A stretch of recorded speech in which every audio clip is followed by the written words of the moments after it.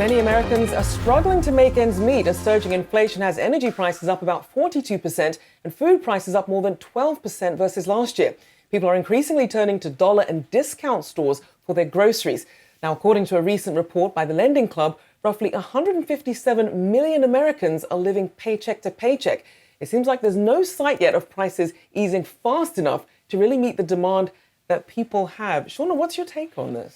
I mean, Rochelle, it's something we talk about time and time again. More and more people are struggling to make ends meet. When you take a look at the latest CPI report, you see it in just the food prices. Bread up just about 11%, Dave. Meat up 8%. Beef and veal up 4%. Poultry up 17%. Clearly far outpacing the gains that we've seen in wages. People are finding it harder and harder to go to the grocery store and stay within their budget, and it's affecting their everyday life, obviously. Yeah, everybody, has to cut back in some way. It is interesting, though, when you look at some of the earnings and you've heard some comments like unrestrained consumer spending from companies like Visa. So there seems to be a strange dynamic where people are cutting back in spending, but then you have a lot of consumer-facing companies in their earnings reports saying they see no pullback whatsoever in certain types of spending. It is a positive investor story, if you will, though. Costco's up 27% over the last 12 months. Yeah. Dollar General is up. Dollar Tree is up 70%.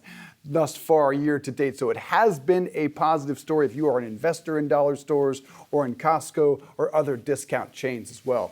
Yeah, and I wonder whether or not we've reached this point, right? So the consumers have been willing to spend more and more, but maybe now are we edging up against that level where we're starting to see an inflection point? Maybe people will start pulling back in the current quarter. Rochelle, many companies are saying they aren't seeing it yet. It's hard to keep buying it, though, at this point.